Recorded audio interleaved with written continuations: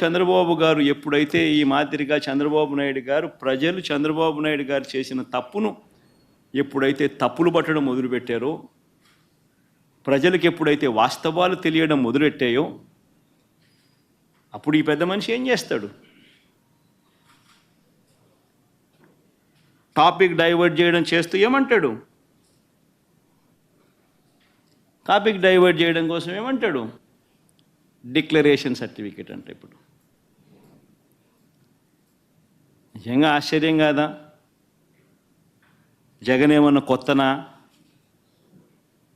రాజశేఖర రెడ్డి గారు ఏమన్నా కొత్తనా? నా మతం ఏమిటని తెలీదా ఎవరికైనా ఆంధ్ర రాష్ట్రంలో కానీ దేశంలో కానీ? నా కులం ఏమిటి అని చెప్పి ఎవరికి తెలీదా రాష్ట్రంలో కానీ దేశంలో కానీ? రాజశేఖర రెడ్డి గారు 5 సంవత్సరాలు ముఖ్యమంత్రిగా ప్రతి సంవత్సరం బ్రహ్మోత్సవాలకు వస్త్రాలు నాన్నగారే సమర్పించారు. నాన్నగారు కొడుకునే కదా నేను కూడా తిరుపతికి ఎన్నోసార్లు పోయా కదా ఇంతకుముందు కూడా, ముఖ్యమంత్రి కాకమునుపు. అంతెందుకు నా పాదయాత్ర మొదలెట్టేటప్పుడు వెంకటేశ్వర స్వామి ఆశీస్సులు తీసుకొని మొదలెట్టా. నా పాదయాత్ర అయిపోయిన తర్వాత నేరుగా తిరుపతికి వెళ్ళి కాలినడకన కొండెక్కా. తిరుపతికి వెళ్ళి కాలినడకన కొండెక్కి వెంకటేశ్వర స్వామి దర్శనం చేసుకొని తర్వాతనే ఇంటికి పోయా. నా పాదయాత్ర అయిపోయిన తర్వాత, నా 3648 కిలోమీటర్లు నా పాదయాత్ర అయిపోయిన తర్వాత. ఇవన్నీ తెలియవా రాష్ట్ర ప్రజలకు? మన అప్పుడు చంద్రబాబు నాయుడు గారు ప్రభుత్వమే కదా అప్పుడు ఉండింది. అప్పుడు నేను ప్రతిపక్ష నాయకుడినే కదా అప్పుడు. మన ఆయన కళ్ళ ముందరనే కదా వెళ్ళింది, తిరుపతి కొండెక్కింది 2 సార్లు. మళ్ళీ దాని తర్వాత నేను ముఖ్యమంత్రి అయినా 5 సంవత్సరాలు తిరుపతి బ్రహ్మోత్సవాలకు దగ్గరుండి వస్త్రాలు నేనే సమర్పించాను. వస్త్రాలను నెత్తిన పెట్టుకుని మోసుకుంటూ వెళ్ళి వెంకటేశ్వర స్వామి మీద భక్తి శ్రద్ధలు చూపిస్తూ వెంకటేశ్వర స్వామికి బట్టలు సమర్పించడం జరిగింది. నేను అడుగుతా ఉన్నా, ఫస్ట్ టైం ఎవడన్నా పోతా ఉన్నప్పుడు నువ్వేదో ఇట్లా మాటలు మాట్లాడినా అర్థం ఉంది. 10 సార్లు 11 సార్లు పోయిన తర్వాత ఈరోజు నేను తిరుమల తిరుపతి దేవస్థానానికి నేను పోతానంటే నేను అడ్డుకుంటూ ఈ మాదిరిగా నువ్వు నోటీసులు ఇస్తూ ఈ మాదిరిగా తిరుమల తిరుపతి దేవస్థానానికి నేను పోకూడదు అని చెప్పి ఈ మాదిరిగా నోటీసులు ఇస్తూ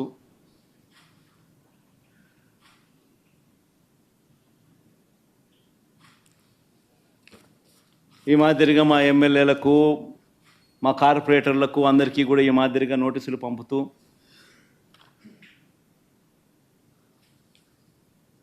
నేను అడుగుతా ఉన్నా, ఒక రాష్ట్ర ముఖ్యమంత్రి ఇంకా 5 సంవత్సరాలు బ్రహ్మోత్సవాలలో తిరుమల తిరుపతి దేవస్థానానికి వస్త్రాలు సమర్పించిన నేను, ఇన్నిసార్లు తిరుమల తిరుపతి దేవస్థానానికి వెళ్ళిన నేను, ఈరోజు తిరుమల తిరుపతి దేవస్థానానికి నేను రాకూడదట, పోకూడదట. కారణం ఏమిటంటే నా మతమట. నేను అడుగుతా ఉన్నా, నా మతం ఏమిటి అని అడుగుతా ఉన్నారు. అడుగుతా ఉన్నా నా మతం ఏమిటని. అవును, 4 గోడల మధ్య నేను బైబిల్ చదువుతాను, తప్పేముంది? బయటికి పోతే హిందూ సాంప్రదాయాలను నేను అనుసరిస్తాను, గౌరవిస్తాను. బయటికి పోతే ఇస్లాంను అనుసరిస్తాను, గౌరవిస్తాను. బయటికి పోతే సిక్కిజంను అనుసరిస్తాను, సిక్కిజంను నేను గౌరవిస్తాను. నా మతం ఏమిటని అడుగుతా ఉన్నారు. నా మతం మానవత్వం. డిక్లరేషన్లో రాసుకుంటానేమో రాసుకుంటా.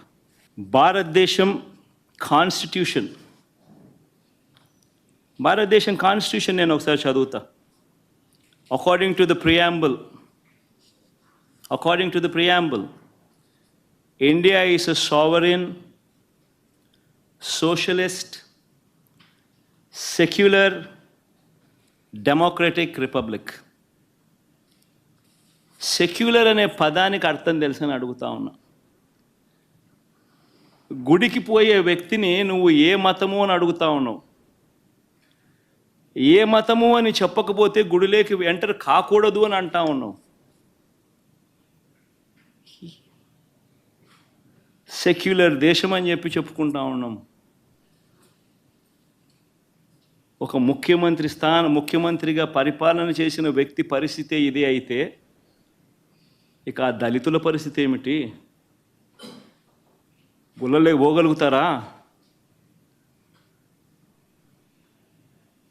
పోయే పరిస్థితి ఉందా?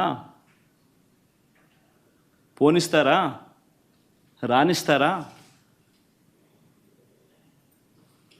ఏం చేస్తూ ఉండు? నిజంగా రాజకీయాల్లో మతం పేరుతో రాజకీయాలు చేయడం ఎంత దౌర్భాగ్యమో నేను ఇదే బీజేపీ పార్టీని కూడా అడుగుతా ఉన్నా. బీజేపీ పార్టీ గొప్పగా చెప్పుకుంటుంది హిందూయిజానికి హిందూయిజానికి మేమే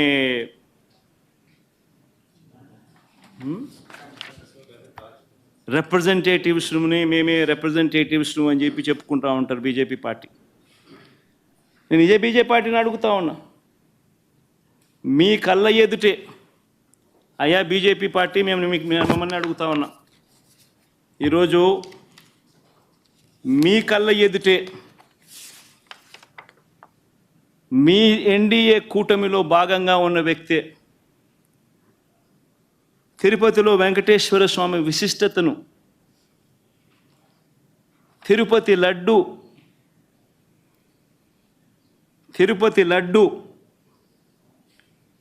పేరు ప్రఖ్యాతలను, వెంకటేశ్వర స్వామి వైభవాన్ని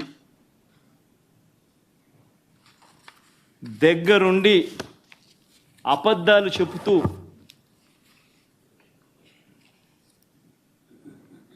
యానిమల్ ఫ్యాట్ వాడకపోయినా కూడా వాడినట్టుగా, లడ్డూలు తయారైనట్టుగా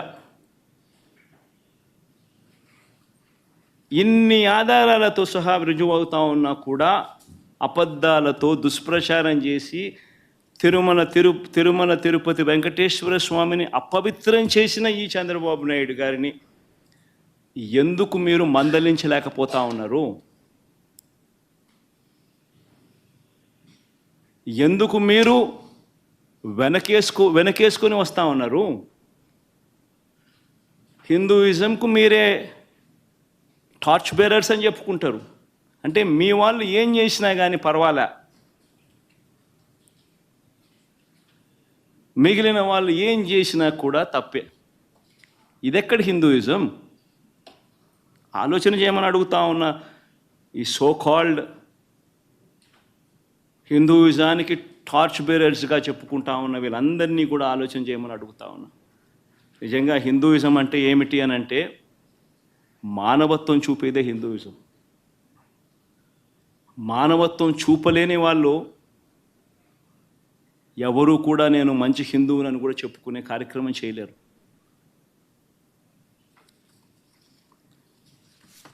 నేను అడుగుతా ఉన్నా, ఇప్పుడు ఈరోజు చంద్రబాబు నాయుడే తప్పు చేస్తాడు, చంద్రబాబు నాయుడే సిట్టు వేస్తాడు. ఇది ఎక్కడ ధర్మమో నాకు అర్థం కావడంలో.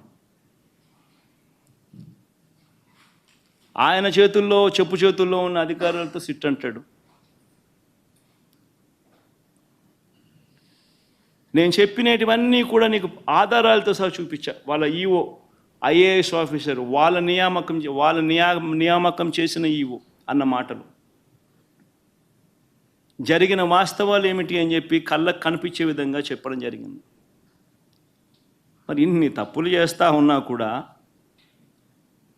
హిందూ ధర్మం మీద ఈ మాదిరిగా దుష్ప్రచారాలు చేస్తూ రాజకీయాల కోసం హిందూ ధర్మాన్ని వాడుకునే కుతంత్రాలు చేస్తూ ఈ మాదిరిగా రాజకీయాలు చేయడం కరెక్టేనా? ప్రతి ఒక్కరు ఆలోచన చేయమని అడుగుతా ఉన్నాం. నన్ను గుడికి పంపించినా పంపించకపోయినా కానీ